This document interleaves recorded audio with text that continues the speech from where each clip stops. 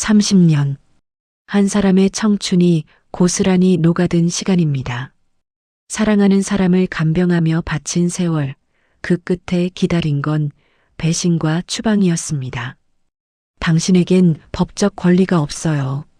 차가운 말 한마디에 집 밖으로 내몰린 한 여인. 하지만 그녀는 무너지지 않았습니다. 그리고 그들이 상상도 못한 방식으로 완벽한 복수를 실행했습니다. 이것은 단순한 복수극이 아닙니다. 인생의 후반부 가장 연약해 보이는 순간에 가장 강인하게 일어선 한 여인의 이야기입니다. 시니어 사연 조각 인생을 소개합니다. 안녕하세요. 시니어 사연 조각 인생입니다. 저희는 인생의 후반부를 살아가시는 분들의 진솔한 이야기를 전합니다.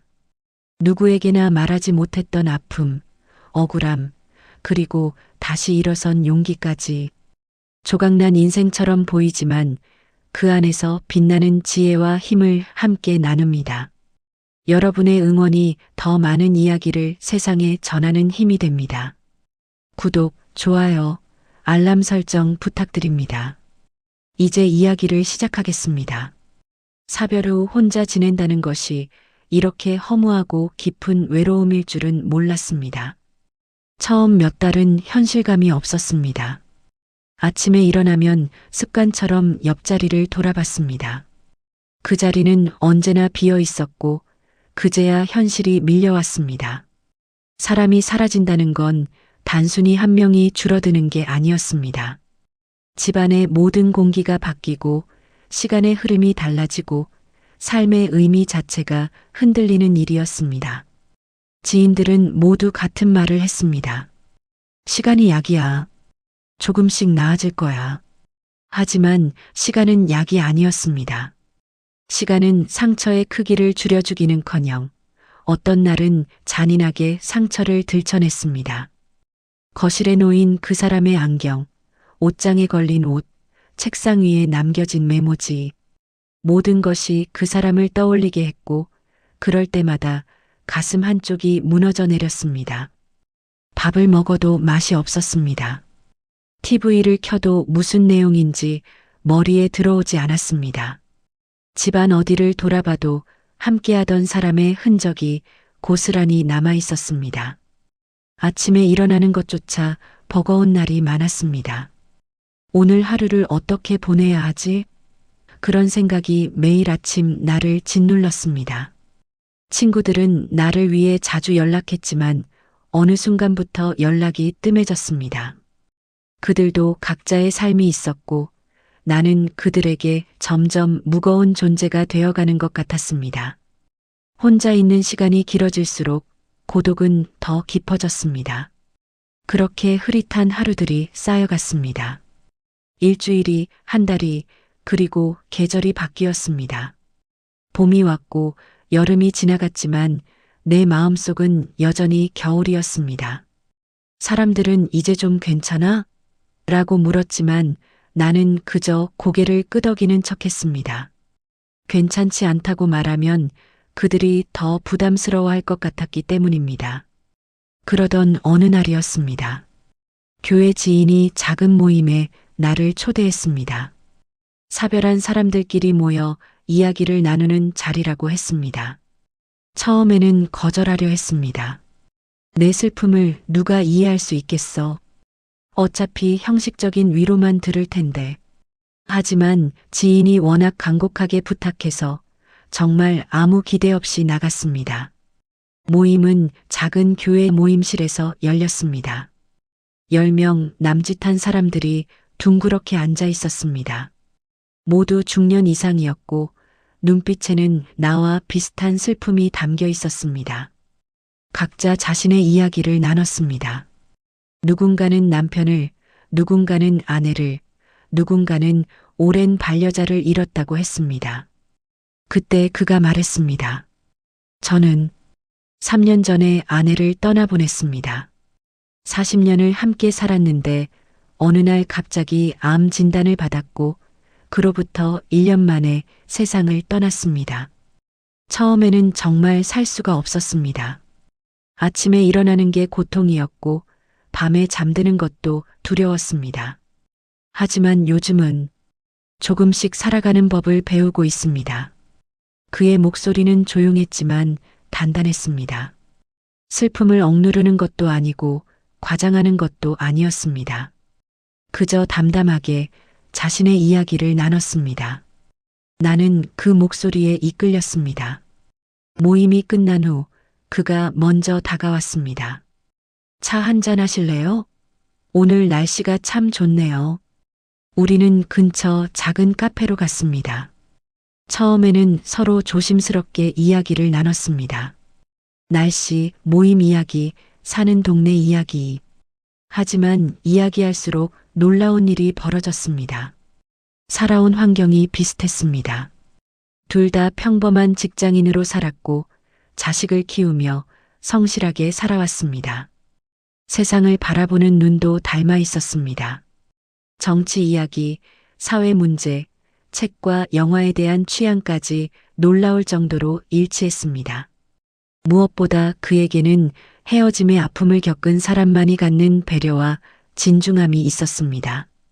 그는 내 표정 하나만 보고도 감정을 읽었습니다. 내가 슬픔을 억누르고 있으면 굳이 캐묻지 않고 잠시 침묵으로 공간을 내줬습니다. 그러다가 내가 말문을 열면 조용히 귀 기울였습니다. 나도 마찬가지였습니다. 그의 미묘한 말투 변화에서 외로움과 그리움을 느낄 수 있었습니다. 그가 돌아가신 아내 이야기를 할 때 눈가에 미세하게 떨리는 슬픔을 볼 수 있었습니다. 우리는 자주 만나기 시작했습니다. 처음에는 모임에서, 그 다음에는 산책을 하며, 그 다음에는 함께 밥을 먹으며, 그렇게 서서히 서로의 빈자리가 채워졌습니다. 마음의 문을 다시 여는 법을 배웠습니다. 어느 날 그가 말했습니다. 사람이 떠나간 자리는 절대 채워지지 않아요. 하지만 그 자리를 인정하고 그 옆에 새로운 자리를 만들 수는 있는 것 같아요. 그 말이 가슴에 깊이 박혔습니다. 나는 고인을 잊으려 애쓸 필요도 새로운 사람으로 대체하려 할 필요도 없었습니다. 그저 두 자리가 함께 존재할 수 있다는 걸 깨달았습니다. 어쩌면 우리 둘 다 두 번째 인생에서 가장 원했던 건 같이 밥 먹을 사람, 같이 걷는 사람, 그리고 마음을 나눌 사람이었는지도 모릅니다. 거창한 사랑이나 열정이 아니었습니다. 그저 손을 잡고 공원을 걷고 함께 저녁을 먹고 잠들기 전 오늘 하루 어땠는지 이야기 나눌 수 있는 사람. 그것만으로 충분했습니다. 이후 우리는 각자의 경제 활동을 유지하며 남들에게 의지하지 않고 스스로를 돌보며 성실하게 하루하루를 살았습니다. 나는 작은 편의점에서 파트타임 일을 했고 그는 오랫동안 해온 건설 현장 관리 일을 계속했습니다. 우리는 서로의 독립성을 존중했습니다. 연인인지 친구인지 애매한 관계였지만 그 애매함마저 편안했습니다. 누가 뭐라고 규정할 필요도 없었습니다. 우리는 그냥 우리였습니다. 시간이 지나 어느 가을날 단풍이 물든 공원을 걷고 있을 때였습니다. 그가 걸음을 멈추고 나를 바라봤습니다. 그의 눈빛이 평소와 달랐습니다. 진지하면서도 따뜻했습니다. 우리 서로의 남은 날을 같이 보내면 어떨까요? 그 말은 조용했지만 내 삶을 완전히 뒤바꾼 가장 따뜻한 고백이었습니다. 프로포즈도 아니었고 거창한 약속도 아니었습니다. 그저 남은 인생을 함께 걷자는 너무나 소박하지만 그래서 더 진심이 담긴 말이었습니다. 나는 한참을 그를 바라봤습니다. 눈물이 날 것 같았지만 참았습니다. 대신 미소로 답했습니다. 그래요. 같이 살아요. 당신도 나도 더는 외롭지 않게. 그렇게 우리는 조용한 동반자로서의 삶을 시작했습니다. 법적인 혼인신고를 하지는 않았습니다. 우리 나이에 그런 형식이 중요하지 않았고 각자의 재산과 자식들 문제도 복잡했습니다. 하지만 우리는 사실상 부부나 다름없이 살았습니다. 그의 작은 단독주택에서 함께 살며 아침에는 같이 밥을 먹고 저녁에는 같이 TV를 보고 주말에는 함께 시장을 다녔습니다. 마치 오래전부터 예정되어 있었던 운명처럼 인생의 후반부에 이렇게 따뜻한 사람을 만날 줄은 상상도 못했습니다. 신은 때로는 가혹하지만 때로는 이렇게 놀라운 선물을 주기도 하는구나 생각했습니다. 나는 다시 웃을 수 있었고 다시 살아갈 이유를 찾았습니다. 그때는 몰랐습니다. 이 평온한 일상이 얼마나 짧을지, 그리고 이 행복 뒤에 어떤 시련이 기다리고 있을지. 그와 함께한 일상은 잔잔했습니다. 아침 6시면 알람이 울렸고 우리는 거의 동시에 일어났습니다. 그가 먼저 일어나 거실 창문을 열면 나는 부엌으로 가서 물을 끓였습니다. 간단한 아침 식사를 함께하고 그는 현장으로, 나는 편의점으로 출근했습니다. 점심시간이면 서로에게 메시지를 보냈습니다. 밥 먹었어? 오늘 날씨 좋네. 그런 사소한 문자들이 하루를 따뜻하게 만들었습니다. 저녁이면 함께 TV를 봤습니다. 뉴스를 보면서 세상 돌아가는 이야기를 나눴고 예능 프로그램을 보면서 함께 웃었습니다. 드라마를 볼 때는 등장인물들에 대해 시시콜콜한 이야기를 나눴습니다. 저 배우 젊을 때 정말 잘생겼었는데 저 여자 너무 답답해. 그냥 말을 하지. 그런 별것 아닌 대화들이 우리에게는 소중한 일상이었습니다. 주말이면 근처 전통시장에 갔습니다. 장을 보는 것도 함께였습니다. 그는 과일을 고르는 솜씨가 좋았고 나는 생선을 고르는 안목이 있었습니다. 입에 달아?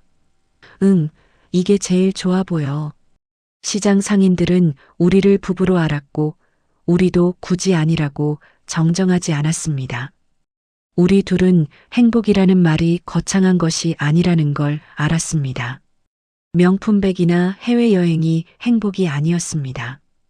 그저 누군가 내 이야기를 들어주고 나도 누군가에게 기대어 쉬어갈 수 있다는 것. 아침에 일어나 잘 잤어? 라고 물어줄 사람이 있다는 것. 저녁에 오늘 힘들었어? 라고 말할 수 있는 사람이 있다는 것. 그것만으로 충분했습니다. 그는 내게 자주 말했습니다. 당신을 만나서 내 인생이 다시 시작된 것 같아요. 나도 같은 마음이었습니다. 우리는 미래에 대한 거창한 계획을 세우지 않았습니다. 여행을 가자거나 무언가를 이루자거나 하는 목표도 없었습니다. 그저 오늘 하루를 함께 건강하게 살아가는 것. 그것이 우리의 전부였습니다. 인생의 후반부를 사는 사람들에게는 그것만으로도 충분히 가치 있는 일이었습니다. 하지만 평온한 일상은 영원하지 않았습니다. 그러던 어느 봄날 아침이었습니다. 창밖으로 햇살이 따사롭게 들어왔고 새들이 지저귀는 소리가 들렸습니다. 평범한 아침이었습니다. 아니, 평범해야 했던 아침이었습니다. 그는 평소처럼 일어나려고 했습니다. 하지만 침대 가장자리에 앉자마자 그의 얼굴이 일그러졌습니다. 순간 나는 이상함을 느꼈습니다. 괜찮아요? 그가 대답하지 못했습니다. 얼굴이 하얗게 질렸고 식은땀이 이마에 맺히기 시작했습니다. 손으로 가슴을 움켜잡았습니다. 숨을 헐떡였습니다. 여보, 여보. 나는 반쯤 울고 반쯤 소리 지르며 그를 붙잡았습니다. 몸이 떨렸습니다. 정신을 차려야 한다고 스스로에게 말했지만 머릿속이 하얗게 변했습니다. 휴대폰을 집어들었지만 손이 떨려서 제대로 누르지도 못했습니다. 간신히 119를 눌렀습니다. 구급차 빨리 보내주세요. 사람이 쓰러졌어요. 주소를 말하는 동안에도 그는 점점 더 힘들어했습니다. 얼굴색이 창백을 넘어 회색빛으로 변했습니다. 나는 그의 손을 꼭 잡았습니다. 괜찮아, 괜찮을 거야. 조금만 버텨. 그 말이 그에게 하는 말인지 나 자신에게 하는 말인지 알 수 없었습니다. 구급차가 도착하기까지 10분이 걸렸지만 그 시간이 10시간처럼 느껴졌습니다. 구급대원들이 그를 들것에 태우고 앰뷸런스로 옮겼습니다. 나는 그와 함께 구급차에 탔습니다. 사이렌 소리가 귓가에 울렸지만 나는 오직 그의 얼굴만 바라봤습니다. 손 놓지 마요. 제발 손 놓지 마세요. 그가 희미하게 고개를 끄덕였습니다. 눈은 반쯤 감겨 있었지만 손은 여전히 내 손을 잡고 있었습니다. 병원에 도착했을 때 이미 그는 의식이 희미했습니다. 의료진이 그를 응급실로 데려갔고 나는 복도에 남겨졌습니다. 시간이 얼마나 지났는지 알 수 없었습니다. 5분 같기도 하고 5시간 같기도 했습니다. 복도 의자에 앉아 기도했습니다. 신을 믿지 않았지만 그날만큼은 간절히 기도했습니다. 한참 후 의사가 나왔습니다. 표정이 무거웠습니다. 보호자분이시죠? 네, 그래요. 환자분이 중증 질환으로 진단되었습니다. 정밀 검사가 더 필요하지만 상태가 좋지 않습니다. 머릿속이 하얗게 변했습니다. 의사의 말이 계속 이어졌지만 정확히 들리지 않았습니다. 중증, 장기 치료, 간병 필요, 예후 불확실. 그런 단어들만 파편처럼 귀에 들어왔습니다. 치료를 받으면 나아질 수 있나요? 최선을 다하겠습니다. 하지만 앞으로 누군가의 돌봄이 필수적입니다. 혼자서는 일상생활이 어려울 것 같습니다. 그날부터 나는 30년의 세월을 건너뛰는 듯한 긴 여정을 시작하게 되었습니다. 간병이 무엇인지 그때는 몰랐습니다. TV 드라마에서 본 것처럼 그저 옆에서 손을 잡아주고 밥을 챙겨주는 정도라고 생각했습니다. 하지만 간병은 그런 게 아니었습니다. 간병은 단순한 도움이 아니라 인생을 통째로 내어주는 일이었습니다. 아침에 일어나면 제일 먼저 그의 상태를 확인했습니다. 밤새 괜찮았는지, 숨은 잘 쉬는지, 얼굴색은 어떤지 살폈습니다. 식사 준비를 하고 약을 챙기고 그가 먹을 수 있도록 도왔습니다. 처음에는 숟가락을 들 수 있었지만 시간이 지나면서 그마저 힘들어했습니다. 나는 한 숟가락 한 숟가락 떠서 입에 넣어줬습니다. 옷을 갈아입히는 것도 일이었습니다. 팔을 들어 올리는 것도 힘들어하는 그를 조심스럽게 부축하며 옷을 벗기고 입혔습니다. 목욕은 더 어려웠습니다. 혼자 설 수 없는 그를 욕실까지 데려가고 샤워 의자에 앉히고 조심스럽게 씻겼습니다. 남자의 몸을 씻긴다는 게 처음에는 어색했지만 이내 익숙해졌습니다. 아니, 익숙해져야 했습니다. 병원 이동도 큰일이었습니다. 일주일에 2~3번은 병원에 가야 했습니다. 휠체어에 태우고 택시를 부르고 병원에 도착해서 접수하고 진료를 받고 약을 처방받고 다시 집으로 돌아오는 과정. 그 하나하나가 몇 시간씩 걸리는 대장정이었습니다. 약 챙기기도 복잡했습니다. 아침약, 점심약, 저녁약, 자기 전 약. 각각 복용 시간과 용량이 달랐습니다. 한 번이라도 빠뜨리면 안 됐습니다. 나는 알람을 맞춰놓고 약통에 요일별로 약을 정리해뒀습니다. 재활 운동도 매일 해야 했습니다. 물리치료사가 알려준 동작들을 집에서도 반복했습니다. 팔을 들어 올리고 다리를 움직이고 관절을 펴고 오므리는 동작들. 처음에는 5분도 못 버티던 그가 조금씩 시간을 늘려갔습니다. 밤에는 제대로 잘 수가 없었습니다. 그가 언제 호흡이 불편해질지, 언제 화장실에 가고 싶어 할지 알 수 없었기 때문입니다. 나는 얕은 잠을 자며 계속 그의 상태를 확인했습니다. 조금이라도 이상한 소리가 나면 벌떡 일어났습니다. 응급 상황도 여러 번 있었습니다. 갑자기 숨이 가빠지거나 열이 오르거나 통증을 호소할 때, 그럴 때마다 119를 부르고 응급실로 달려갔습니다. 그런 일이 반복되면서 나는 점점 예민해졌습니다. 항상 긴장했고 항상 불안했습니다. 그의 수만 번, 움직임 하나하나가 내 일상이 되었습니다. 파트타임 일은 당연히 그만뒀습니다. 간병을 하면서 일을 병행한다는 건 불가능했습니다. 경제적으로 어려워졌지만 다른 선택지가 없었습니다.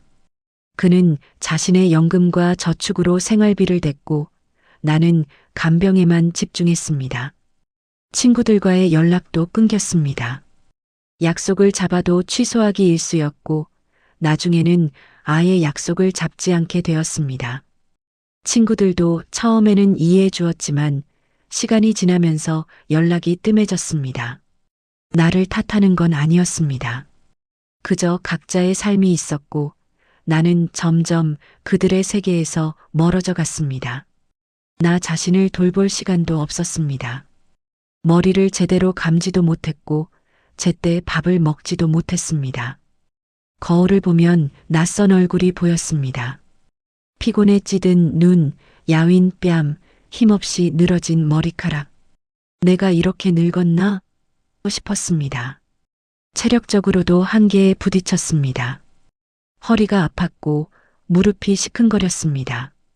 그를 부축하고 휠체어를 밀고 침대에서 일으키는 일이 반복되면서 몸 곳곳에 통증이 쌓였습니다. 하지만 쉴 수 없었습니다. 내가 쓰러지면 그도 끝이었습니다. 정신적으로도 지쳤습니다. 끝이 보이지 않는 터널 같았습니다. 언제까지 이렇게 살아야 하나, 나는 언제쯤 다시 내 인생을 살 수 있을까, 그런 생각들이 머릿속을 맴돌았습니다. 하지만 동시에 죄책감도 들었습니다. 이런 생각을 하다니 내가 너무 이기적인가 하는 자책이 나를 괴롭혔습니다. 가장 힘들었던 건 그가 점점 쇠약해져가는 모습을 지켜보는 것이었습니다. 처음에는 걸을 수 있었습니다. 느리지만 지팡이를 짚고 거실까지 갈 수 있었습니다. 하지만 몇 달이 지나자 휠체어가 필요했습니다. 그리고 또 몇 달이 지나자 침대에서 일어나는 것조차 힘들어했습니다. 말도 점점 어눌해졌습니다. 문장을 완성하지 못하고 중간에 끊겼습니다. 내 이름을 부르려다가 잊어버리기도 했습니다. 그럴 때마다 그의 눈에 절망과 미안함이 가득했습니다. 하지만 신기하게도 나는 힘들기만 하지 않았습니다.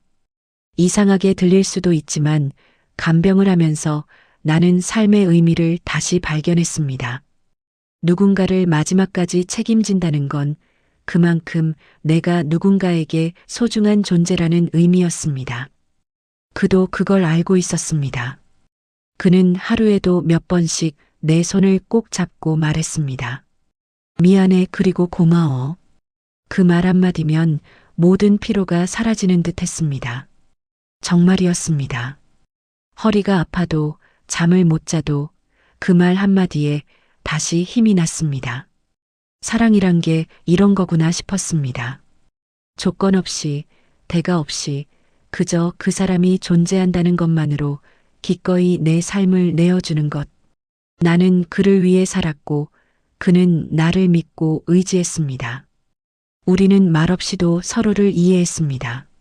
내가 힘들어하면 그는 내 손을 쓰다듬었습니다. 그가 아파하면 나는 조용히 옆에 앉아 있었습니다. 그것만으로 충분했습니다. 어느 날 밤 그가 내게 말했습니다. 목소리는 약했지만 또렷했습니다. 당신이 없었으면 진작에 포기했을 거야. 무슨 소리예요? 우리 함께 이겨내요. 고마워, 정말 고마워. 그날 밤 나는 그의 손을 잡고 한참을 울었습니다. 슬퍼서 운 것도 힘들어서 운 것도 아니었습니다. 그저 우리 둘이 함께 이 시간을 견디고 있다는 사실이 감사하고 벅차서 흘린 눈물이었습니다. 시간은 무정하게 흘렀습니다. 계절이 바뀌고 또 바뀌었습니다. 어느덧 2년이 지났고 5년이 지났고 10년이 지났습니다. 그 긴 시간 동안 나는 한시도 그의 곁을 떠나지 않았습니다. 사람들은 물었습니다. 어떻게 그렇게 할 수 있어요? 나는 답했습니다. 사랑하니까요. 그렇게 간단한 대답이었습니다. 사랑하니까 가능했습니다. 사랑이 없었다면 단 하루도 버티지 못했을 것입니다. 20년이 지나고 25년이 지났습니다. 그는 이제 거의 식물인간 상태가 되었습니다. 스스로 할 수 있는 게 거의 없었습니다. 하지만 나는 포기하지 않았습니다. 매일 아침 그의 손을 잡고 말했습니다. 오늘도 함께해요. 우리 함께 이겨내요. 그렇게 30년이 흘렀습니다. 30년. 한 사람의 인생을 통째로 바친 시간이었습니다. 내 청춘이, 내 중년이, 그리고 내 노년의 시작이 모두 그를 간병하는 데 쓰였습니다. 그렇기에 나는 그가 점점 쇠약해져 가는 모습을 지켜보며 이미 마음속 깊은 곳에서 준비하고 있었습니다. 그가 언젠가 떠날 날을, 그날이 머지 않았다는 걸 알고 있었습니다. 의사도 조심스럽게 말했습니다. 이제 오래 남지 않은 것 같습니다. 마음의 준비를 하시는 게 좋겠습니다. 나는 고개를 끄덕였습니다. 슬프지 않았다면 거짓말이겠지만 동시에 평온함도 느꼈습니다. 우리는 할 수 있는 모든 걸 다했습니다. 그는 끝까지 존엄을 잃지 않았고 나는 끝까지 그를 지켰습니다. 그것으로 충분했습니다. 어느 겨울날 새벽이었습니다. 창밖에는 눈이 내리고 있었습니다. 나는 평소처럼 그의 곁에 앉아 손을 잡고 있었습니다. 그의 호흡이 점점 약해졌습니다. 나는 알았습니다. 이제 정말 마지막이라는 걸. 사랑해요. 그리고 고마워요. 당신을 만나서 정말 행복했어요. 그가 희미하게 눈을 떴습니다. 그리고 내 손을 아주 약하게, 하지만 분명하게 쥐었습니다. 그것이 그가 내게 남긴 마지막 인사였습니다. 그는 고요하게 숨을 거두었습니다. 나는 그가 떠난 후에도 한참을 그의 손을 잡고 있었습니다. 이미 체온이 식어가는 손이었지만 나는 놓을 수가 없었습니다. 그가 마지막으로 남긴 따뜻한 손의 온기를 손바닥에 오래도록 느끼고 있었습니다. 세상과의 이별은 고요했고 아름다웠습니다. 고통도 아픔도 없었습니다. 그저 잠드는 것처럼 평화로웠습니다. 나는 울지 않았습니다. 이미 30년 동안 마음의 준비를 했기 때문입니다. 그리고 무엇보다 그가 이제 더 이상 아프지 않다는 사실이 안도감을 주었습니다. 장례식은 조촐하게 치렀습니다. 그의 자식들에게 연락했고 그들이 왔습니다. 오랜만에 보는 얼굴들이었습니다. 30년 동안 아버지를 찾아오지 않았던 사람들이었습니다. 하지만 문제는 그의 죽음이 아니었습니다. 그 뒤에 찾아올 폭풍을 나는 아직 알지 못했습니다. 진짜 상처는 이제부터 시작이었습니다. 장례식 기간 동안 나는 상주였습니다. 법적으로는 배우자가 아니었지만 사실상 30년을 함께한 가장 가까운 사람이었습니다. 조문객들도 모두 나를 부인으로 대했고 나는 예를 갖춰 그들을 맞이했습니다. 그의 자식들도 왔습니다. 장남, 차남, 딸, 3명의 자식이 모두 참석했습니다. 나는 그들을 처음 본 것은 아니었습니다. 우리가 함께 살기 시작할 때 한 번, 그리고 그가 쓰러졌을 때 병원에서 한 번 본 적이 있었습니다. 하지만 그때도 그들은 오래 머물지 않았습니다. 병원에 와서 의사 말을 듣고 고개를 끄덕이고 아버지 잘 부탁드립니다라는 말 한마디만 남기고 떠났습니다. 그 후로는 명절에도 오지 않았고 생신에도 연락하지 않았습니다. 30년. 그 긴 시간 동안 그들은 단 한 번도 아버지를 제대로 찾아오지 않았습니다. 물론 각자 사정이 있었을 것입니다. 바쁜 일상, 가정 문제, 경제적 어려움. 하지만 30년은 너무 긴 시간이었습니다. 한 달에 한 번, 아니 1년에 한 번이라도 얼굴을 비칠 수 있는 시간이었습니다. 그들은 오지 않았고 나는 대신했습니다. 아버지의 식사를 챙기고 옷을 갈아입히고 목욕시키고 병원에 데려가고 밤새 지켰습니다. 그것은 그들이 해야 할 일이었지만 나는 불평하지 않았습니다. 나는 그를 사랑했고 그래서 기꺼이 했습니다. 장례식장에서 그들은 상복을 입고 조문객들을 맞이했습니다. 형식적으로는 상주였지만 그 역할을 실제로 수행한 건 나였습니다. 나는 음식을 준비하고 장례 절차를 챙기고 조문객들에게 감사 인사를 했습니다. 장례식 이틀째 되는 날 장남이 내게 말했습니다. 수고 많으셨어요. 아버지 간병하시느라 고생 많으셨습니다. 그 말은 진심처럼 들렸습니다. 나는 고개를 숙이며 답했습니다. 아니에요. 제가 하고 싶어서 한 일이에요. 하지만 그날 밤 분위기가 바뀌었습니다. 장례식 마지막 날이었습니다.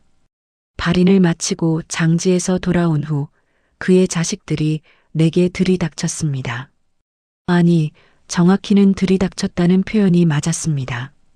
그들의 태도가 완전히 달라져 있었습니다. 거실에 앉은 그들의 표정은 냉랭했습니다. 장남이 서류 뭉치를 테이블에 내려놓으며 말했습니다. 이제 아버지 재산 정리를 해야 할 것 같습니다. 나는 당연한 말이라고 생각했습니다. 고개를 끄덕였습니다. 네, 그러세요. 제가 도와드릴 게 있으면 말씀하세요. 그런데 장남이 이상한 말을 했습니다. 도와드릴 게 아니라 사실은 댁도 이 집에서 나가셔야 할 것 같습니다. 순간 귀를 의심했습니다. 네, 나가라고요? 네. 법적으로 따지면 이 집은 아버지 명의고 아버지가 돌아가셨으니 자식들에게 상속되는 겁니다. 댁은 죄송하지만 법적 배우자가 아니시잖아요. 머리를 한 대 맞은 것 같았습니다. 말문이 막혔습니다. 차남이 거들었습니다. 저희도 어쩔 수 없어요. 법이 그렇게 되어 있으니까요. 물론 30년 동안 아버지 간병해 주신 건 감사하게 생각합니다. 하지만 그건 그거고 재산은 재산이잖아요. 딸도 한마디 거들었습니다. 그리고 솔직히 말하면 저희가 어릴 때 어머니랑 이혼하시고 나서 아버지가 재혼도 안 하시고 혼자 사셨잖아요. 그런데 갑자기 나타나셔서 같이 사신 거잖아요. 저희 입장에서는 좀 그런 부분도 있고요. 나는 믿을 수가 없었습니다. 이들이 정말 그 따뜻했던 그의 자식들인가 싶었습니다. 잠깐만요. 30년이에요. 30년 동안 제가 아버님을 돌봤어요. 여러분들은 단 한 번도 오지 않았잖아요. 장남이 냉정하게 말했습니다. 그건 댁이 선택하신 거잖아요. 저희가 부탁한 것도 아니고, 그리고 법적으로는 아무 권리도 없으세요. 혼인신고도 안 하셨고, 사실혼 관계라고 주장하시려면 그것도 증명이 필요한데 솔직히 쉽지 않을 겁니다. 그 순간 깨달았습니다. 이들은 이미 변호사와 상담을 마친 상태였습니다. 장례식 기간 동안 겉으로는 예를 갖추면서 속으로는 이미 재산 분할 계획을 세우고 있었던 것입니다. 그럼 저한테 한 달이라도 시간을 주세요. 갈 곳을 찾아야죠. 차남이 고개를 저었습니다. 한 달은 너무 길어요. 이 집 팔 계획이 있거든요. 이미 부동산에도 연락했고요. 일주일 안에 나가주시면 감사하겠습니다. 일주일이요? 30년을 살았는데 일주일 안에 나가라고요? 딸이 짜증 섞인 목소리로 말했습니다. 그럼 어떡하라는 거예요? 저희도 각자 생활이 있고 이 집 팔아서 나눠 가져야 한다고요. 아버지가 돈을 많이 남기신 것도 아니고 이 집이 전부예요. 나는 어이가 없어서 웃음이 나올 뻔했습니다. 이들은 아버지가 살아계실 때는 쳐다도 보지 않다가 돌아가시자마자 집부터 팔려고 하고 있었습니다. 그들은 내게 서류 하나를 들이밀었습니다. 여기 서명하세요. 이 집에 대한 어떠한 권리도 주장하지 않겠다는 각서예요. 왜 제가 이런 걸 써야 하죠? 장남이 차갑게 말했습니다. 안 쓰시면 법적으로 대응하겠습니다. 불법 점유로 신고할 수도 있어요. 그렇게 되면 댁만 손해예요. 이미 그들끼리 변호사까지 대동해 모든 걸 준비해 놓은 상태였습니다. 나는 완전히 포위당한 기분이었습니다. 나는 멍해졌습니다. 내 인생 30년, 내 청춘, 내 삶 일부를 통째로 쏟아부은 그 집에서 나는 더 이상 살 수 없었습니다. 알겠어요. 나갈게요. 하지만 제 짐을 정리할 시간은 필요해요. 이틀 드릴게요. 이틀 후에 이사 나가세요. 이틀. 30년을 정리하는 데 주어진 시간은 고작 이틀이었습니다. 그날 밤 나는 혼자 집에 앉아 있었습니다. 그들은 장례식을 마치자마자 떠났고 집에는 나 혼자만 남았습니다. 아니, 정확히는 그의 흔적들과 나만 남았습니다. 거실 소파에 앉아 주위를 둘러봤습니다. 벽에 걸린 시계, 책장에 꽂힌 책들, 식탁 위의 컵. 모든 것이 그와의 추억이었습니다. 30년 동안 함께 만들어온 일상의 흔적들이었습니다. 며칠 후 그들이 다시 왔습니다. 이번에는 이삿짐 센터 직원들과 함께였습니다. 그들은 내 동의도 구하지 않고 집안의 물건들을 정리하기 시작했습니다. 이건 가져가실 거죠? 이건요? 이건 버리는 거예요? 나는 대답할 힘도 없었습니다. 그들은 그의 유품을 패대기 치듯 정리했습니다.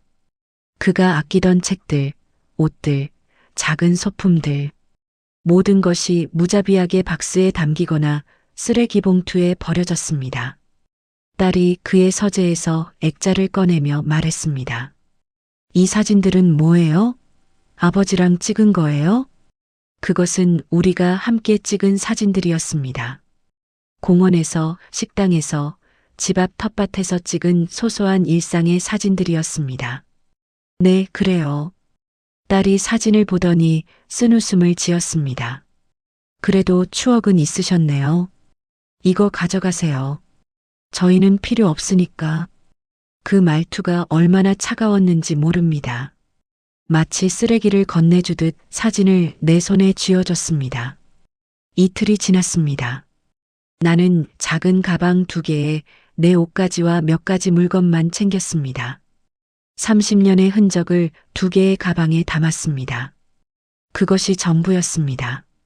집을 나서는 순간 뒤를 돌아봤습니다. 그 집에서의 30년이 주마등처럼 스쳐 지나갔습니다. 아침마다 함께 먹던 식사, 저녁마다 함께 보던 TV, 밤마다 그의 숨소리를 들으며 잠들던 침실. 모든 것이 이제 남의 것이 되었습니다. 문을 닫는 순간 나는 어디로 가야 할지 몰랐습니다. 갈 곳이 없었습니다. 친구들과는 이미 연락이 끊긴 지 오래였고 친척들도 없었습니다. 저축도 거의 없었습니다. 30년 동안 간병에만 매달려 살았기 때문에 경제적으로도 바닥이었습니다. 나는 어디로 가야 할지 모른 채 쓸쓸히 건물 밖으로 내몰렸습니다. 손에는 2개의 가방, 주머니에는 얼마 안 되는 돈, 그리고 마음속에는 허무함만 가득했습니다. 도움을 청할 사람도 함께 울어줄 사람도 없었습니다. 그저 이게 현실이구나 하는 냉혹한 체념만이 남았습니다. 거리를 걷는데 눈물이 났습니다. 30년이었습니다. 내 인생의 3분의 1 이상을 그 사람을 위해 바쳤습니다. 내 청춘을, 내 건강을, 내 시간을 모두 쏟아부었습니다. 그런데 남은 건 아무것도 없었습니다. 집도, 돈도, 심지어 인정받을 자격조차 없었습니다. 고시원에 방을 하나 얻었습니다. 작고 좁은 방이었습니다. 창문도 제대로 없고 환기도 안 되는 곳이었습니다. 하지만 다른 선택지가 없었습니다. 그곳에서 며칠을 멍하니 보냈습니다. 밥을 먹어도 맛이 없었습니다. 잠을 자도 악몽만 꿨습니다. 그들이 나를 쫓아내던 장면, 그가 고통스러워하던 모습, 30년의 시간이 한순간에 무너지는 장면들이 반복해서 떠올랐습니다. 내가 뭘 잘못한 거지? 내가 무엇을 잘못했길래 이런 대접을 받아야 하는 거지? 분노가 치밀어 올랐습니다. 그들에 대한 분노, 세상에 대한 분노, 그리고 나 자신에 대한 분노까지. 왜 혼인신고를 하지 않았을까? 왜 법적 권리를 확보하지 않았을까? 왜 그렇게 순진하게 살았을까? 후회가 밀려왔습니다. 하지만 그날 밤 나는 결심했습니다. 고시원 창문 밖을 바라보며 생각했습니다.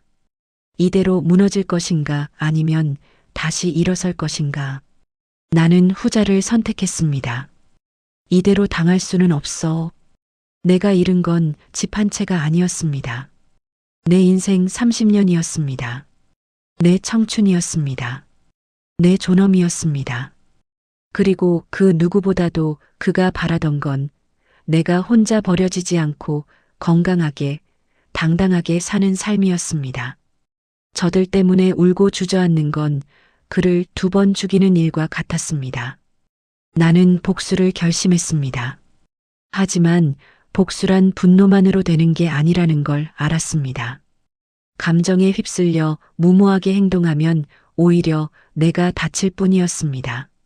나는 철저히 준비하기로 했습니다.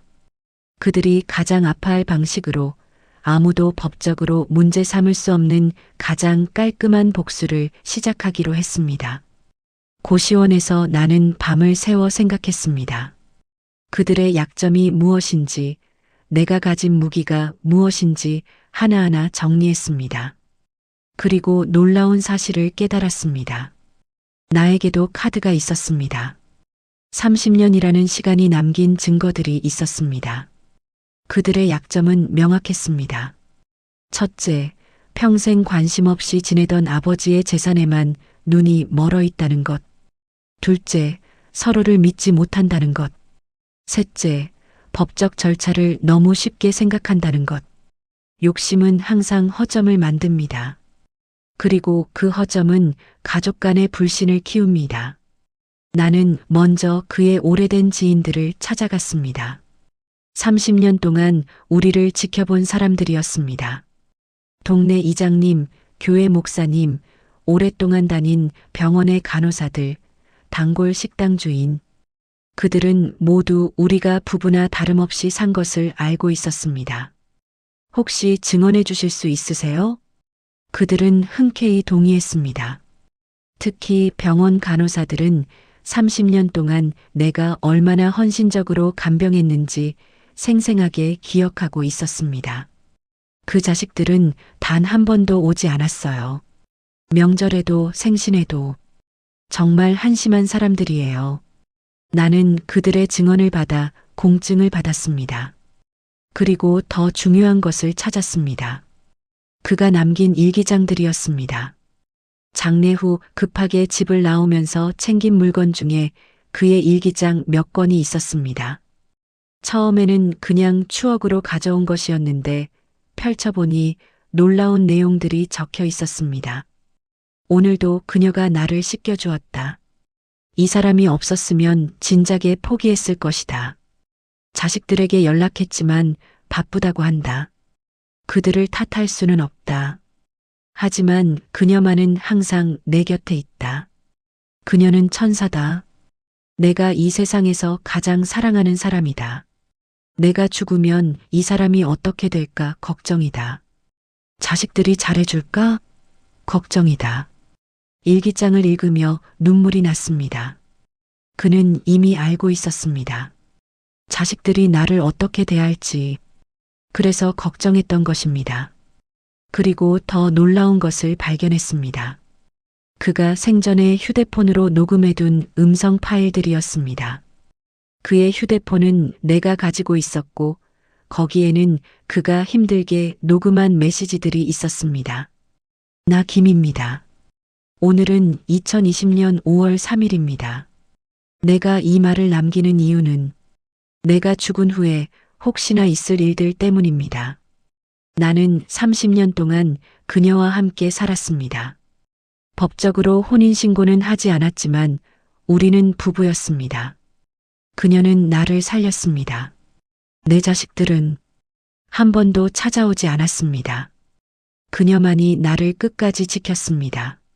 만약 내가 죽은 후 그녀가 어려움을 겪는다면 제발 도와주십시오. 그의 목소리가 떨리고 있었습니다. 녹음하는 것조차 힘들었을 것입니다. 하지만 그는 끝까지 나를 걱정했습니다. 나는 이 모든 자료를 들고 변호사를 찾아갔습니다. 처음 만난 변호사는 고개를 저었습니다. 혼인신고를 안 하셨으면 법적으로는 어렵습니다. 하지만 두 번째 변호사는 달랐습니다. 나이 지긋한 여성 변호사였는데 내 이야기를 끝까지 듣더니 말했습니다. 사실혼 관계로 인정받을 수 있습니다. 30년이라는 시간, 공동생활의 증거들, 주변 증인들의 증언, 그리고 무엇보다 고인의 의사가 명확하게 담긴 일기와 녹음. 이건 충분히 싸워볼 만합니다. 하지만 시간이 오래 걸리지 않을까요? 그럴 수 있습니다. 하지만 일단 소송을 제기하면 그들은 집을 마음대로 팔 수 없습니다. 재산이 동결되니까요. 그 말에 희망이 보였습니다. 그리고 또 하나 방법이 있습니다. 뭔가요? 유류분 반환 청구는 어렵지만 부당이득 반환 청구는 가능합니다. 30년 동안 무상으로 간병했고 그 가치는 금전으로 환산할 수 있습니다. 간병인을 고용했다면 들었을 비용을 청구하는 겁니다. 나는 계산해 봤습니다. 30년 하루 24시간 간병. 전문 간병인 비용으로 환산하면 천문학적인 금액이었습니다. 물론 전액을 받을 수는 없겠지만 최소한의 권리는 주장할 수 있었습니다. 나는 소송을 제기했습니다. 사실혼 관계 확인 소송과 부당이득 반환 청구 소송을 동시에 진행했습니다. 그 소식을 들은 그의 자식들은 발칵 뒤집혔습니다. 장남이 전화를 걸어왔습니다. 뭐 하시는 겁니까? 법적으로 아무 권리도 없다면서요? 그건 당신들 생각이고요. 저는 30년을 함께 산 사실혼 배우자로서 권리를 주장하는 겁니다. 말도 안 돼. 혼인신고도 안 했으면서. 혼인신고가 전부는 아닙니다. 법원이 판단할 문제죠. 전화를 끊었습니다. 그날부터 그들의 전화가 빗발쳤지만 나는 받지 않았습니다. 모든 연락은 변호사를 통하도록 했습니다. 소송이 진행되는 동안 나는 두 번째 계획을 실행했습니다. 그들의 탐욕을 이용하는 것이었습니다. 나는 그의 오래된 친구를 통해 정보를 흘렸습니다. 사실 그 친구는 그의 재산 상황을 어느 정도 알고 있었습니다. 사실 그분이 집 말고도 숨겨둔 재산이 있었어요. 네, 무슨 재산요? 옛날에 투자했던 땅이 있었대요. 시골 땅인데 요즘 개발 예정지라고 하더라고요. 가치가 엄청 올랐을 거예요. 이 정보를 장남에게만 슬쩍 흘렸습니다. 그리고 며칠 후 이번에는 차남에게 다른 정보를 흘렸습니다. 형님이 아버님 통장을 혼자 관리하고 있던데 괜찮으세요? 투명하게 공개하셨어요? 씨앗을 뿌렸습니다. 탐욕과 의심이라는 씨앗을. 며칠 후 그들은 서로 싸우기 시작했습니다. 장남은 차남과 딸에게 재산 목록을 공개하라고 요구했고 차남은 장남이 뭔가 숨기고 있다고 의심했습니다. 딸은 두 오빠 모두를 믿지 못했습니다. 그들은 결국 서로를 상대로 재산 분할 조정 신청까지 했습니다. 가족이 법정에서 서로를 고소하는 지경에 이른 것입니다. 탐욕은 언제나 가족끼리의 균열을 만듭니다. 그 와중에 나는 세 번째 계획을 실행했습니다. 언론에 내 이야기를 알리는 것이었습니다. 처음에는 지역 신문의 작은 기사로 시작했습니다. 30년 간병한 동거인, 집에서 쫓겨나 같은 제목의 기사였습니다. 그 기사가 인터넷 커뮤니티에 퍼졌고 사람들의 공분을 샀습니다. 자식들이 정말 한심하네요. 30년을 간병했는데 집에서 쫓아낸다고? 이게 사람이 할 짓인가? 댓글들이 쏟아졌습니다. 그리고 한 방송국에서 연락이 왔습니다. 시사 프로그램에서 인터뷰하고 싶다고 했습니다. 나는 출연했습니다. 그리고 조용하지만 담담하게 내 이야기를 했습니다. 과장하지도 감정을 격하게 드러내지도 않았습니다. 그저 사실만을 말했습니다. 30년 동안 간병했습니다. 그분의 자녀들은 단 한 번도 찾아오지 않았습니다. 하지만 돌아가시자마자 재산을 정리하고 저를 내쫓았습니다. 방송이 나가자 여론이 들끓었습니다. SNS에서는 그의 자식들을 비난하는 글들이 쏟아졌고 심지어 그들의 신상이 일부 노출되기까지 했습니다. 장남의 직장에서는 민원이 들어왔고 딸이 운영하던 작은 가게에는 악플이 달렸습니다. 차남은 동네에서 손가락질을 받았습니다. 그들은 견디지 못했습니다. 결국 그들의 변호사가 내 변호사에게 연락했습니다. 합의하고 싶습니다. 첫 번째 합의 제안은 터무니없었습니다. 집값의 10% 정도를 주겠다는 것이었습니다. 나는 거절했습니다. 30년의 가치가 그 정도인가요? 두 번째 제안이 왔습니다. 20%, 또 거절했습니다. 그들은 초조해하기 시작했습니다. 소송이 길어지면서 재산은 동결되어 있었고 여론은 점점 더 나빠졌고 가족 간의 불안은 깊어졌습니다. 세 번째 제안이 왔습니다. 집값의 50%와 고인이 남긴 예금의 30%. 나는 변호사와 상의했습니다. 받아들이세요. 소송으로 가면 승소 확률이 60% 정도고 이기더라도 이 정도 받을 수 있을지 불확실합니다. 그리고 시간이 너무 오래 걸립니다. 하지만 나는 거절했습니다. 아니요. 제가 원하는 건 돈이 아닙니다. 그럼 뭘 원하세요? 나는 조용히 말했습니다. 저는 그들이 아버지 무덤 앞에서 사과하는 것을 원합니다. 그리고 앞으로 매년 제사를 제대로 지내겠다는 약속을 원합니다. 그것만 보장되면 저는 재산의 30%만 받겠습니다. 변호사는 놀란 표정으로 물었습니다. 그럼 손해시는 거예요. 50%를 받을 수 있는데 돈이 중요한 게 아니에요. 그분이 제대로 된 대접을 받는 게 중요한 거예요. 네 번째 협상에서 나는 내 조건을 제시했습니다.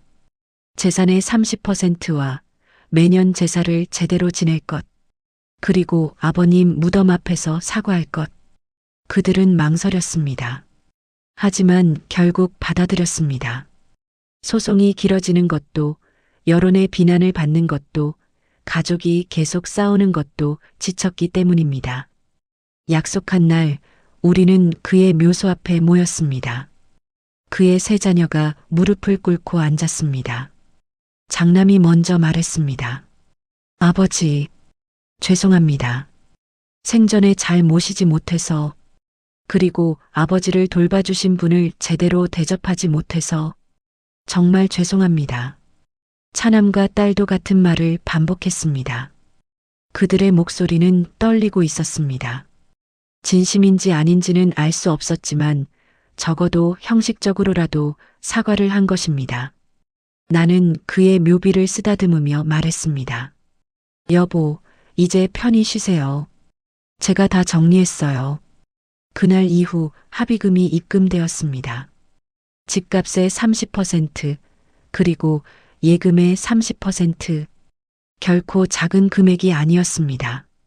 하지만 내게 진짜 중요한 건 돈이 아니었습니다. 나는 직접 손 하나 까딱하지 않았습니다. 그들의 탐욕이 그들을 무너뜨렸을 뿐입니다. 서로를 의심하게 만들고 여론의 비난을 받게 만들고 법적 절차로 압박했을 뿐입니다. 그리고 그 순간 나는 비로소 깨달았습니다. 진짜 복수는 그들이 당하는 고통이 아니라 내가 앞으로 더 강하게 행복하게 살아가는 것이라는 사실을. 그들은 재산을 나눴지만 가족은 파괴되었습니다. 서로를 의심하고 미워하게 되었습니다. 사회적으로도 비난받았습니다. 그것이 그들이 치른 대가였습니다. 하지만 나는 당당했습니다. 30년을 헌신한 대가를 정당하게 받았고 그의 영혼도 위로했습니다. 합의금을 받은 후 나는 작은 아파트를 하나 샀습니다. 화려하지는 않지만 깨끗하고 햇볕이 잘 드는 곳이었습니다. 방 2개의 작은 거실 그리고 베란다가 있는 아파트였습니다. 집을 구하고 이사를 마친 날 나는 베란다에 서서 밖을 내다봤습니다. 멀리 산이 보였고 아래로는 작은 공원이 보였습니다. 햇살이 따스했습니다. 이제 시작이야. 집을 잃고 쫓겨났던 그날 나는 바닥까지 떨어졌다고 생각했습니다. 하지만 그 바닥은 새로운 출발선이었습니다. 나는 지역 복지관에서 주택관리 일을 시작했습니다. 나이가 있었지만 성실하고 책임감 있는 사람을 찾던 복지관에서 흔쾌히 받아들여졌습니다. 일은 힘들지 않았습니다. 건물 청소, 간단한 수리, 주민들 응대. 그동안 남편 병수발 때문에 접어두었던 사회생활을 다시 시작한 것입니다. 동료들은 친절했습니다. 내 나이를 존중해 주었고 힘든 일은 서로 도와가며 했습니다. 점심시간에는 함께 밥을 먹으며 이런저런 이야기를 나눴습니다. 오랜만에 느끼는 소속감이었습니다. 퇴근 후에는 집으로 돌아와 저녁을 먹고 TV를 보고 일찍 잠자리에 들었습니다. 단순하지만 평화로운 일상이었습니다. 주말에는 텃밭을 가꾸기 시작했습니다. 아파트 옥상에 작은 텃밭이 있었는데 관리하는 사람이 없어 방치되어 있었습니다. 나는 관리사무소에 허락을 받고 그곳을 정리했습니다. 흙을 만지는 것이 이렇게 좋은 줄 몰랐습니다. 상추, 고추, 토마토를 심었습니다. 씨앗을 뿌리고 물을 주고 잡초를 뽑는 일상이 주는 위안이 컸습니다. 식물이 자라는 모습을 보면서 나도 다시 자라고 있다는 느낌을 받았습니다. 동네 사람들과도 어울리기 시작했습니다. 복지관에서 만난 사람들, 텃밭에서 만난 사람들, 아파트 단지 주민들. 처음에는 어색했지만 점점 친해졌습니다. 혼자 사세요? 네, 혼자 살아요. 외롭지 않으세요? 요즘은 괜찮아요. 할 일도 많고 만날 사람도 있고요. 거짓말이 아니었습니다. 정말로 외롭지 않았습니다. 30년 동안 간병하면서 잃어버렸던 내 삶을, 내 시간을, 내 공간을 되찾은 기분이었습니다. 어느 일요일 오후 그의 지인 한 분이 나를 찾아왔습니다. 70대 후반의 할아버지였는데 그와 오랫동안 친구로 지낸 분이었습니다. 자네가 이렇게 잘 지내고 있다니 다행이네. 그동안 걱정 많이 하셨죠? 물론이지. 그 자식들 때문에 고생한다는 소식 듣고 정말 화가 났어. 하지만 자네가 이렇게 잘 해결해서 다행이야. 우리는 차를 마시며 이야기를 나눴습니다. 그분이 조용히 말했습니다. 그 친구 생전에 그랬어요. 자네가 행복하게 사는 걸 평생 보고 싶었다고. 자기 때문에 자네 인생이 희생되는 게 늘 미안했다고. 그 말을 듣는 순간 눈물이 났습니다. 하지만 슬픈 눈물은 아니었습니다. 그가 내게 남긴 마지막 선물 같았습니다. 저도 알아요. 그분이 저를 얼마나 생각했는지. 그래서 저도 이렇게 잘 살아야 해요. 그분이 안심하실 수 있도록. 그래, 잘 사는 게 최고의 보답이지.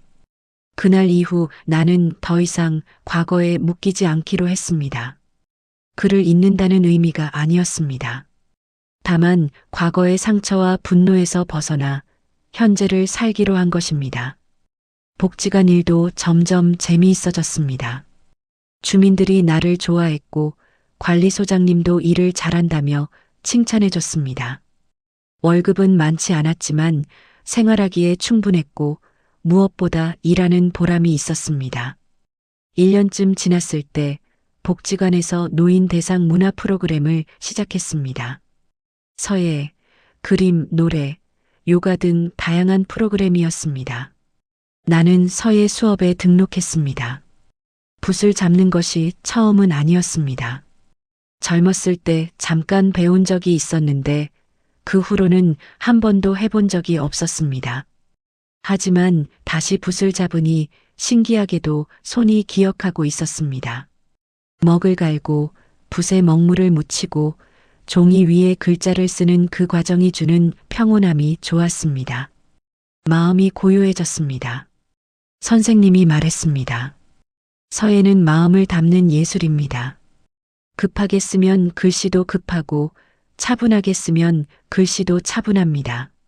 나는 천천히 정성스럽게 글씨를 썼습니다. 감사, 평화, 희망 같은 단어들을 반복해서 연습했습니다. 어느 날 나는 새 출발이라는 글씨를 썼습니다. 선생님이 그 글씨를 보시더니 칭찬했습니다. 아주 좋습니다. 힘이 있으면서도 부드럽네요. 마음이 담겨 있어요. 그 글씨를 집에 가져와 액자에 넣어 거실에 걸어두었습니다. 매일 아침 그 글씨를 보며 다짐했습니다. 나는 새롭게 출발했다. 과거는 과거일 뿐이다. 2년쯤 지났을 때 나는 완전히 다른 사람이 되어 있었습니다. 외모도 달라졌습니다. 체중이 적당히 돌아왔고 얼굴에 혈색이 돌았습니다. 머리도 단정하게 관리했고 옷도 깔끔하게 입었습니다. 하지만 가장 큰 변화는 내면이었습니다. 더 이상 과거에 집착하지 않았습니다. 그의 자식들에 대한 분노도 사라졌습니다. 그들은 그들의 삶을 살고 나는 내 삶을 사는 것이었습니다. 복숭아빛 노을이 지던 어느 봄날이었습니다. 나는 텃밭에서 일을 마치고 집으로 돌아가는 길이었습니다. 아파트 단지 입구에 벚나무가 심어져 있었는데 그때가 한창 만개한 시기였습니다. 나는 걸음을 멈추고 벚꽃을 올려다봤습니다. 꽃잎이 바람에 흩날렸습니다. 그 순간 문득 깨달았습니다. 나도 이렇게 피어날 수 있구나. 다시 아름다워질 수 있구나. 집 앞에 피어난 꽃을 바라보며 미소 지었습니다. 이제 됐어. 이제 진짜 내 인생을 살 때야. 그리고 나는 보란 듯이 잘 살았습니다. 어느 날 우연히 마트에서 그의 딸과 마주쳤습니다. 그녀는 나를 보자마자 시선을 피했습니다. 하지만 나는 피하지 않았습니다. 오히려 당당하게 다가가 인사했습니다. 안녕하세요. 그녀는 어색하게 고개를 숙였습니다. 아, 네. 안녕하세요. 잘 지내세요? 네. 그럭저럭요. 그녀의 얼굴을 보니 많이 지쳐 보였습니다. 들리는 소문으로는 오빠들과의 관계가 완전히 틀어졌고 가족 모임도 없어졌다고 했습니다. 재산을 나눴지만 행복하지 않은 모습이었습니다. 반면 나는 활기차 보였을 것입니다. 장바구니에는 싱싱한 채소들이 가득했고 얼굴에는 미소가 있었습니다. 그녀가 조심스럽게 물었습니다. 요즘 어떻게 지내세요? 좋아요. 일도 하고 취미 생활도 하고 바쁘게 잘 살고 있어요. 그렇군요. 그녀의 눈빛에서 후회가 보였습니다. 하지만 나는 더 이상 그들을 미워하지 않았습니다. 그저 각자의 길을 가는 것뿐이었습니다. 그럼 잘 지내세요. 나는 가볍게 인사하고 돌아섰습니다. 뒤돌아보지 않았습니다. 그날 저녁 집으로 돌아와 저녁 식사를 준비하며 생각했습니다. 나를 버리고 짓밟았던 사람들, 남편의 자식들 모두가 나를 다시 보며 이렇게 생각했을 것입니다. 어떻게 저렇게 밝아졌지? 나는 속으로 말했습니다. 내가 무너뜨린 건 집이지 내 인생이 아니야. 너희는 재산을 가졌지만 가족을 잃었어. 하지만 나는 나 자신을 되찾았어. 누가 진짜 승자인지 이제 알겠지? 창밖으로 석양이 지고 있었습니다. 하늘이 붉게 물들었습니다. 아름다운 저녁이었습니다. 나는 사랑을 잃었지만 그 사랑이 내게 남긴 용기와 단단함은 영원했습니다. 30년이라는 시간이 나를 약하게 만든 것이 아니라 오히려 더 강하게 만들었습니다. 그리고 나는 이제 남은 날들을 남편과의 추억을 품고 누구에게도 흔들리지 않는 당당한 나로 살아갈 것입니다. 베란다에 나가 텃밭의 꽃들을 바라봤습니다. 장미가 피어나고 있었습니다. 작은 꽃봉오리가 하나둘 터지며 붉은 꽃잎을 드러냈습니다. 나도 저 꽃처럼 다시 피어났어. 그날 밤 나는 일기를 썼습니다. 오랜만에 쓰는 일기였습니다. 오늘 나는 완전히 자유로워졌다. 과거의 상처에서, 분노에서, 슬픔에서 벗어났다. 이제 나는 진짜 내 인생을 산다. 그가 바랐던 대로 행복하게, 건강하게, 당당하게. 사랑하는 사람아, 당신이 남긴 사랑은 나를 이렇게 강하게 만들었어요. 고맙습니다. 그리고 이제 편히 쉬세요. 나는 잘 살고 있으니까. 일기장을 덮고 불을 껐습니다. 창밖으로 별이 보였습니다. 그중 하나가 유난히 밝게 빛나고 있었습니다. 저기 계신가요? 보고 계시죠? 제가 잘 살고 있는 거. 그렇게 나는 새로운 하루를 맞이할 준비를 했습니다. 내일도 모레도 그 이후로도 계속될 나의 두 번째 인생을. 그리고 이것이 진짜 복수였습니다.